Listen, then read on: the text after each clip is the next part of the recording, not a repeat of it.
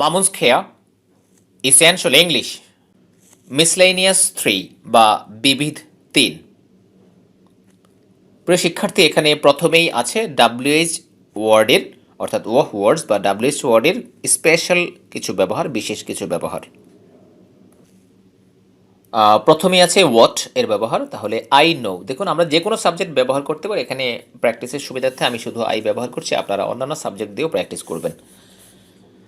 I know what two ask, আমি জানি কি জিজ্ঞেস করতে হয়।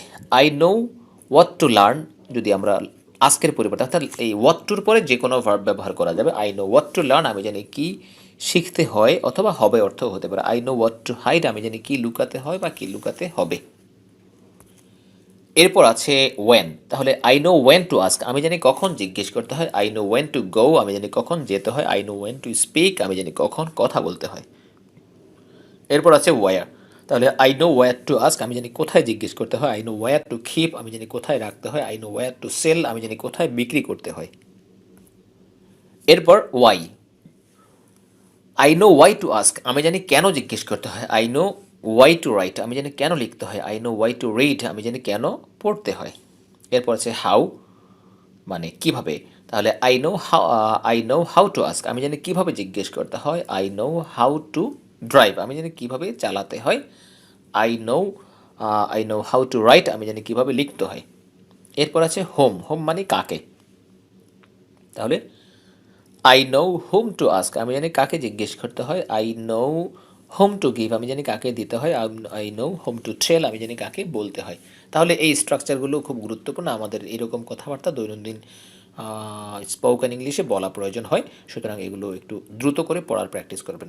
যাই হোক, এরপর আছে ওয়ান টু ওপেন। এগুলো আমাদের পুরাতন বিষয়, যেগুলো আমরা আগে থেকে শিখেছি, সেগুলোই এখানে আবার দিয়ে দেওয়া আছে। তো দেখুন, ওয়ান্ট মানে চাওয়া, সুতরাং আই ওয়ান্ট টু ওপেন, আমি খুলতে চাই। I want to come in, আমি ভিতরে আসতে চাই। I want to go out, আমি বাহিরে যেতে চাই। অর্থাৎ আমরা আগের পেজে যে লাইক টু পড়লাম, লাইক টুর মতো আই লাইক টু গো, আমি যেতে চাই, সেটার মতোই। তো ওয়ান্ট টু এবং লাইক টু দুভাবে ব্যবহার করা যায়, দুটোকেই ব্যবহার করা যায়। এরপর ওয়ান্টকে ওয়ান্টেড করে দিলেই পাস্ট সিম্পল হয়ে যায়। তাহলে আই ওয়ান্টেড টু ওপেন, আমি খুলতে চেয়েছিলাম। আই ওয়ান্টেড টু হাইড, আমি লুকোতে চেয়েছিলাম। আই ওয়ান্টেড টু ডিসক্লোজ, আমি প্রকাশ করে দিতে চেয়েছিলাম। এরপর হ্যাড বেটার, উড রেদার, এগুলো আমরা পড়েছি। এখানে প্রথমে আছে had better. I had better go, আমি বরং যাই। ইউর সাথে আমরা জানি হ্যাড বেটারের সাথে ইউ ব্যবহার করতে হয়, সুতরাং আমরা ইউ ব্যবহার করছি এখানে। তাহলে ইউ হ্যাড বেটার গো, তুমি বরং যাও। ইউ হ্যাড বেটার ডু, তুমি বরং করো। You had better take the chance, তুমি বরং সুযোগটা নিয়ে নাও। এরপর উড রেদার আয়ের সাথে। আই উড রেদার গো, আমি বরং যাই। I would rather stay here, আমি বরং এখানে অবস্থান করে। আই উড রেদার লিভ, আমি বরং চলে যাই, বা আমার চলে যাওয়া ভালো, আমার ওখানে অবস্থান করা ভালো, অথবা আমার যাওয়া ভালো। এরপর আছে উড। উড আমরা একেবারে বুক ওয়ানেই পড়েছি। আই উড রিসাইট, আমি আবৃত্তি করতাম। আই উড সুইম, আমি সাঁতার কাটতাম। আই উড প্লে, আমি ফুটবল খেলতাম। আই উড প্লে, আমি খেলতাম। আই উড জাম্প, আমি লাফ দিতাম। এরপর ইউজ টু আমরা যেটা ইতিমধ্যে পড়ে ফেলেছি। আই ইউজড টু রিসাইট, আমি আবৃত্তি করতাম। আই ইউজড টু সিং, আমি গান গাইতাম। আই ইউজড টু রিসাইট, আমি আবৃত্তি করতাম। এরপর ইউজ টু রিসাইটিং আমরা এটাও পড়ে ফেলেছি।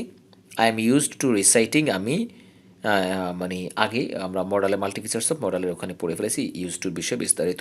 তো যাই হোক, I am used to reciting, আমি আবৃত্তি করতে অভ্যস্ত। I am used to keeping late hours at night, আমি রাত জাগতে অভ্যস্ত। I was I was used to reciting, আমি আবৃত্তি করতে অভ্যস্ত ছিলাম। I was used to getting up early in the morning, আমি খুব সকালে ঘুম থেকে অভ্যস্ত ছিলাম। তাহলে প্রিয় শিক্ষার্থী, এই বিষয়গুলো এখানে আবার পুনরায় দেওয়ার মানে হচ্ছে এগুলো আমরা জানলেও ব্যবহারিকভাবে হয়তো অভ্যস্ত না, এই কারণে এখান থেকে যেন খুব দ্রুত দেখে দেখে পড়তে পারেন। অর্থাৎ স্ট্রাকচারগুলো, মূল স্ট্রাকচারগুলো এখানে যতটুকু দেওয়া আছে আপনি যে কোনো সাবজেক্ট দিয়ে প্রথমে করুন, এরপর আস্তে আস্তে বাকিগুলো অভ্যস্ত হয়ে যাবেন। খুব দ্রুত যেন বলতে পারেন সেই চেষ্টা করুন। আপনি যদি ধারাবাহিকভাবে ক্লাসগুলো করতে চান তাহলে আমাদের চ্যানেলের এই যে প্লেলিস্ট লক্ষ্য করুন, ধারাবাহিকভাবে বইয়ের যে কন্টেন্টস আছে বইয়ের নাম সহ এই লিস্ট থেকে ক্লাসগুলো করবেন, তাহলে খুব শৃঙ্খলার সাথে আপনি ক্লাসগুলো করতে পারবেন।